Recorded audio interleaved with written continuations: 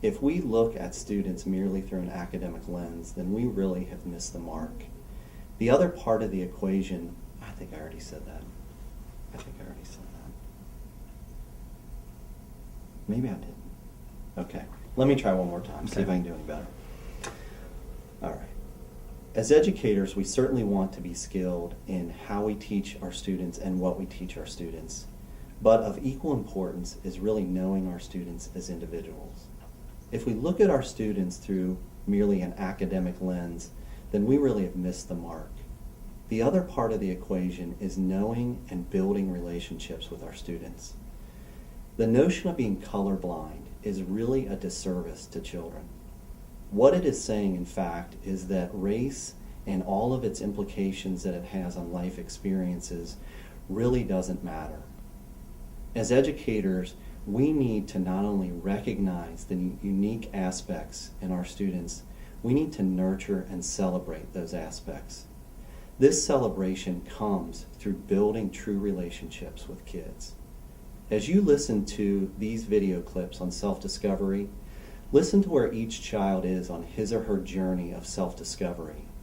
What these kids are saying really amounts to two things.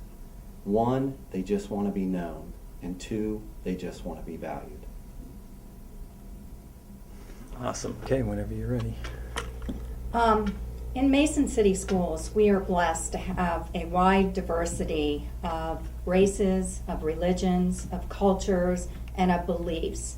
And so then we have to ask ourselves, why is equity work so important?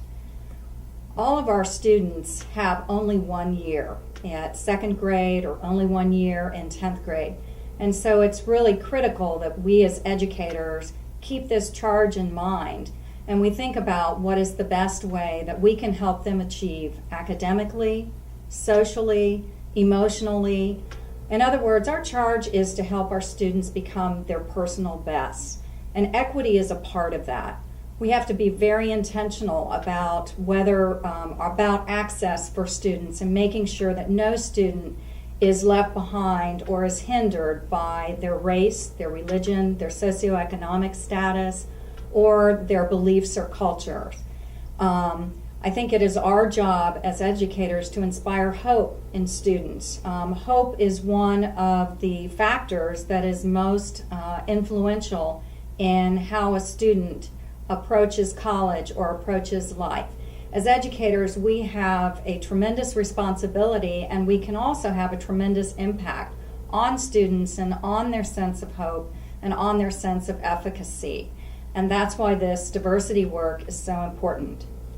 Do you want me to say, we're in the business to help kids? I already said that, success. I think one of the other charges that we have is to eliminate the racial achievement gap and the achievement gap that we have based on socioeconomics in Mason. And one of the ways that we can do this is by creating a sense of belonging in students. Every student ought to be able to walk down the halls feeling as if they belong, as if they're going to be challenged, as if we're going to hold high expectations for them, and also as if they matter to us. Education is supposed to be liberating. Every year as a leader, I have access to over 11,000 students. And that is a tremendous responsibility. As teachers, we have access to a great number of students every year. I'm sorry. And so we count on you as educators to help them learn new content, new skills, as well as to grow to reach their potential. Do you want me to say anything else? No, I can make a difference. I can have an impact. What do you think? Confidence. I think that was great. I honestly.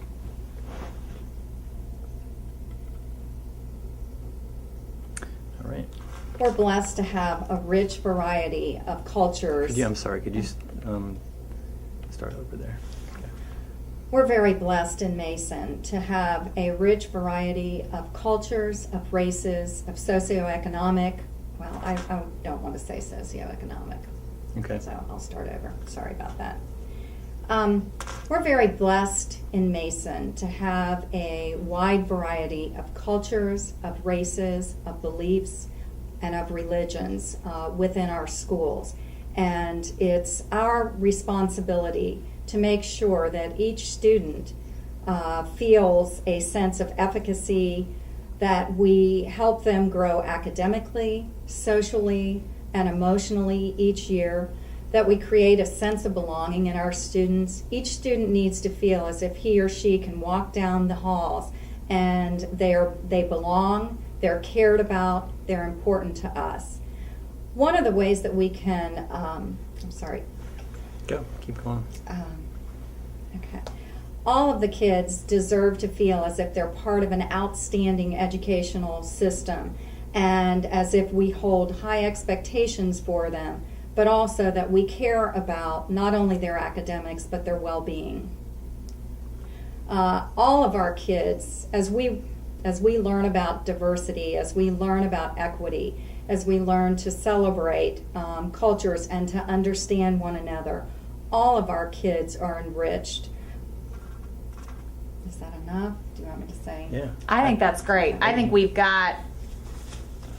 Okay, whenever you're ready. Do you remember a hurtful comment that was made in your youth? I often wonder why, after so many years, that still sticks into our mind. As educators, we went into this profession to really impact the lives of those that we teach and of those that are around every day. We want to make a positive difference, and however, some of our best intentions to do that don't always go the way that we planned. And so consequently, they don't yield a high impact for us. Many times we really don't know the end result of our intentions. And, I think that's essential to understanding human nature for us. It's really, really important. We need to know that what we're doing is enriching the lives of others, that it brings growth and it brings understanding versus causing hurt to other people. Ian Percy said that we judge others by their behavior, but we judge ourselves by our intentions. And that's really important to remember because we often have different expectations for others than we have for ourselves. One of the most important lessons that I've learned in this equity work is that I have a lot to learn. And as a result of that, one of the most prolific revelations of that is that I need to continually be open to multiple perspectives. And those multiple perspectives are important because I need to believe that somebody else's reality or someone else's perceptions is their reality. And that's something that's really essential for us to get to know and understand and believe. I think when I'm really able to embrace this concept fully, then I'll be able to see individuals for who they really are and not who I really expect them to be. The impact of our words and our actions are more important than our intentions. Don't get me wrong, I think our intentions are important. I think that we need to have our heart in the right place when we do things. However, the second part of that is that when we do unintentionally hurt someone or unintentionally cause someone distress, we need to take responsibility for those actions. And we can do that a couple different ways. And the first one being, most important, that we create an atmosphere of openness, that we make it okay for someone to want to have a conversation with us, to tell us about not only the great things that are going on with them, but those times that we cause them slight or we cause them hurt or harm. Our being sorry for unintentional hurt or unintentional pain is not enough. We need to take that a step further. That's only the initial step for being excellent for all kids. Our next step is that we need to reach out. We need to reconnect with not only those students, but their families and our colleagues in order to repair that relationship. Our students and our families, they really want to know that we see them and that we hear them and that it's beyond just them being in our classroom, but we know who they are as individuals. Our equity work reflects that there's still a lot of work that needs to be done and that we need to really increase our knowledge and to understand the kids that we come in contact with, and most importantly, be able to connect with those students that are in our rooms, that are students that we come in contact with on a daily basis, and understand those cultures that they represent as a result. Awesome. Wow, Tanya. That was amazing. You seem like I'm sweating. No, it's so good. Television Yeah. is not my thing. Well, you don't look it. You Okay, look, good. you look amazing. very comfortable. Thanks. Or do it again. One more Okay, time. All right. One more Give time. me a second. Yeah. Do you want a drink? You want me to get you a little drink? Yeah. I think I need a drink. That was good. That was Let me really get you a little good. Thank you. Yeah, that's good. One would think that when I'm in the profession that I'm in, that this would not be such a big deal, but What's I your can- role here? I'm principal. Okay. And I can talk to my staff, I can talk to the kids, but there's something about being on tape forever. Yeah. That's a tad intimidating. Well, you look really great, and it's All right. sound good. So, and we'll make it even better when we edit it. So Fantastic. I appreciate that. What school are you at? At And the I middle think- school. And I think yours was one of those ones that it was really important. Your framework really is the framework we needed because some of it, some of them are kind of not, I can kind of get it. But yours is the one, intention and Right. Do you remember a hurtful comment that was made to you as a young child? I often wonder why, after so many years, those comments still stick in our minds. As educators, we chose this profession to have an impact on the students that we teach and on the lives of our colleagues. We wanted to make a positive difference within their everyday existence. However, sometimes our best intentions to do those things don't always yield the results that we intend. We don't always teach those that sorry. Okay. Got tongue-tied. no, fine. Thank you. You know what? I'm going to leave. You think? Well, I'm not here. It's not you. It was just me. Not you at all. Okay, You just start over. Or you start over? please. Okay. Go ahead. Do you remember a hurtful comment that was made to you as a child? I often wonder why, after so many years, those comments still stick into our minds. As educators, we chose this profession to have a positive impact on the students and our colleagues and even the parents of our community. Sometimes our best intentions don't yield the results that we want. Oftentimes we never know our impact of our words or our actions, and this can be really essential to our understanding of human nature. We need to know if we're really enriching the lives of those around us and making a difference, or if we're causing hurt or distress to them. Ian Percy said that we judge others by their behavior, but we judge ourselves by our intentions. That's a really important concept to understand and to know, that we come at this from different perspectives. One of the most important lessons that I've learned in this equity work is that I have a lot to learn. And one of the most prolific lessons that I've learned is that I need to be open to multiple perspectives. And that means that I need to be able to see people and hear people for who they are and to understand where they're coming from. But in order to do this, I need to really believe that someone else's perception of a situation is their reality. And that's sometimes very difficult to grasp and to understand. And when I can do this, I can really see and hear individuals for who they are as opposed to who I expect them to be. The impact of our words and our actions is really important to understand and to grasp. And it's more important than our intent, meaning that if we hurt someone by our comments or our actions, at the end of the day, it doesn't matter what my intentions were, they're still hurt. And so therefore, I still need to take responsibility for that hurt. We can do that in a couple of ways. One of them is being open and creating an atmosphere in which someone feels comfortable coming to us and talking with us and sharing their concern. And then the second portion of that is being able to follow up and help and learn and grow about what their concern is. Our being sorry for unintentional hurt or pain is not enough. It's only the initial step into helping us to grow and be better people. The next step is to reach out and connect to that individual, to that student, to that colleague. And we do that connection by learning and growing and being open to their perspective and to their understandings. Our students and our colleagues want us to know that we see them and that we hear them. And that's something that comes just from spending time and learning about them.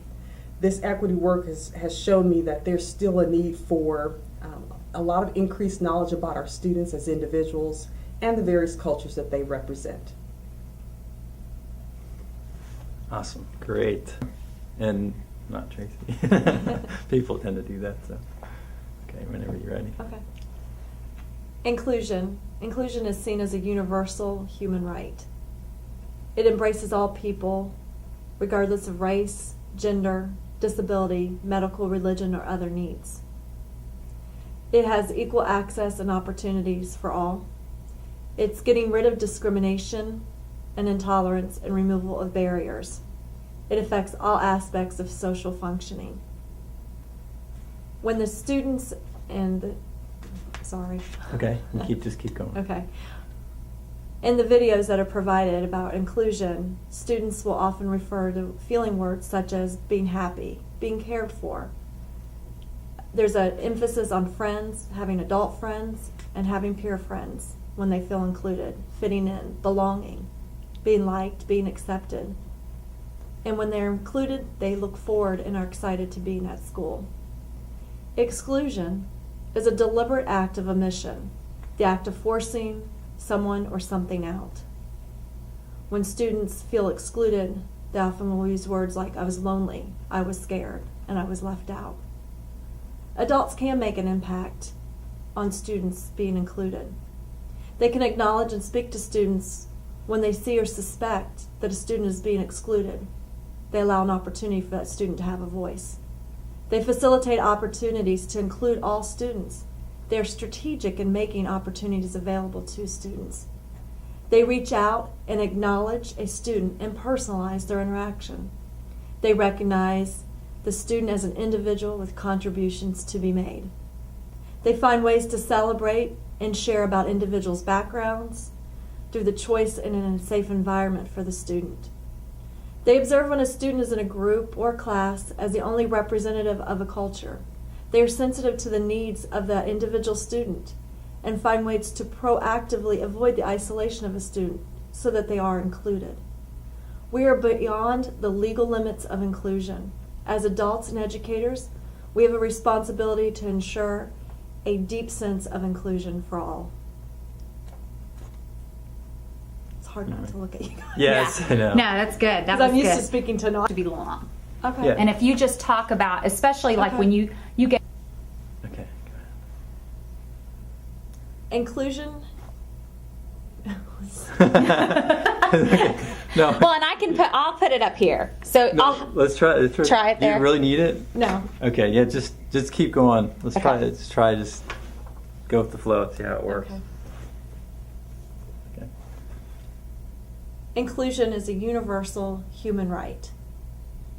It is the deliberate act to include all students, all people, despite race, gender, religion, medical, or other needs. When students speak of inclusion, the feeling words that they share will be that they're happy. They identify inclusion through friends, adult friends, and peer friends are a major importance when students feel included. They will identify with friends. They're excited about coming to school. They're energetic when they're feeling included.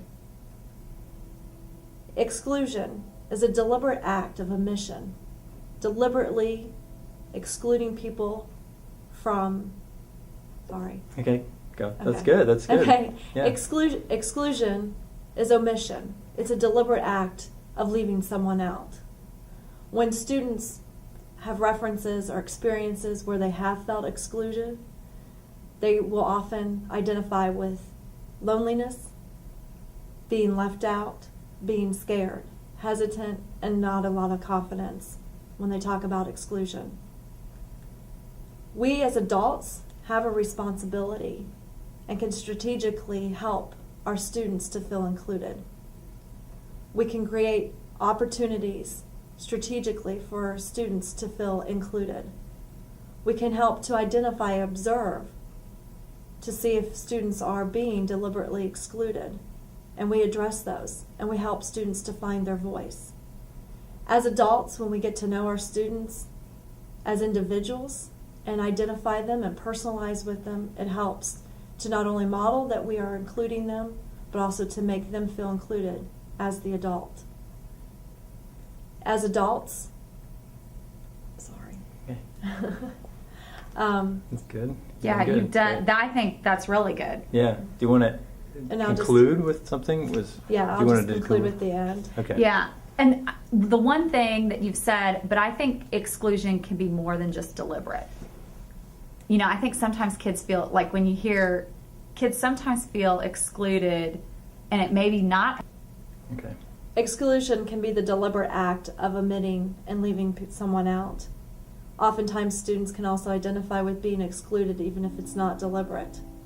And we have a responsibility as adults to identify those and identify the feelings for students who are either deliberately being excluded or feeling excluded. We are beyond the legal limits of including all our students. We have a responsibility as adults and educators to proactively I'm sorry. No, That was- yeah. It was great. Yeah. We are beyond. Sorry. Sorry, you got a lot of editing. No, you're fine. Yeah. You're absolutely fine. We are beyond the legal limits of including our students. We as adults need to be committed and have a responsibility to advocating for our students to make sure that all our students are being included at a deep. See, I've lost. maybe Whatever maybe you- it's that so that all of our students feel like they belong. Like you don't have to say included again. Just Okay. so all That's our it, yeah. all Mason students Mhm. feel like they belong. Mhm. We are beyond the legal limits of included. Ugh. we are we are beyond the legal limits of inclusion. At Mason, we as adults and educators need to be committed to making sure that all our students feel like they belong and are valued. That's great. All right. Inclusion for all is a universal human right. For those to be included despite race, gender, religion, or other needs is vital for all students. When students talk about being included, they will refer to happiness. They will reference their relationships with their friends, adult friends and peer friends. They're confident, they're excited, they're energetic, and they want to be at school. When students reference and they talk about exclusion, being omitted, not belonging, whether it's intentional or non-intentional, they will talk about loneliness and fear. We as adults have to commit ourselves to strategically and proactively finding ways to make sure and ensure that all our students are being included. We can identify with our students, getting to know them on an individual basis to find out what their needs are, to strategically create opportunities to find ways to include them with adults, and include them with other peers. We can allow our students to have a voice. We can observe if they are feeling in isolation or if they're being isolated, and speak to them at an individual level to find out what their needs are and how we can help. We are no longer at the point of inclusion just at the legal limits. At Mason, we need to be committed as adult and educators to go beyond that, to have a deep sense of belonging for all our students. Brilliant. Okay. Sorry, I was waiting. You said whenever Yeah. you're ready, but I'm still sitting here waiting on you to say it. Okay. Webster's defines empowerment as self-actualization and lists the synonym invest. At Mason Middle School, no, sorry, we're not Mason Middle. Can we do that again? Yeah, Yeah. absolutely. Okay. Let me just look at it one more time and figure out where we want to run with it. Okay. All right. I think I'm ready. Okay. Webster's defines empowerment as self-actualization and lists invest as a synonym. As educators, each day we strive to make investments in our children. where they feel confident as learners, they strive for new heights, and soar beyond what they ever dreamed they could do. We want to make sure that our students, even when tackling difficult and sensitive material in a classroom, still feel a sense of pride and a sense of confidence to voice their opinions, share their beliefs, express any concerns. We welcome and value all of our students every day. Good. You do one more time, and don't look away when you're done. Just look right at the camera. Okay. So we can. Now, I don't know what we're going to get the next time around verbiage-wise. But that was really great. I mean, that was truly off the top. that was exactly that's Okay. perfect. Yeah. Okay. And just that's the only thing was just look Okay. at the camera. Just stay there. Yep. Just Okay. smile. All right. You did a great job. All right. Okay. Okay. All right. Webster's defines empowerment as self-actualization and lists invest as a synonym. As educators, it is our responsibility to invest in our students, and this investment should give us a very profitable return. The return of self-confidence, the return where a student is able to voice their opinions, their beliefs, ask critical questions, and feel that sense of power. As educators, it is our responsibility to make sure that our students have a strong sense of self, where they feel like they are truly a member of the learning community. Every student should have a strong sense of personal worth. In Mason, it is our duty and our responsibility to empower every student every day. Good. Right. Good. I think it's great. Something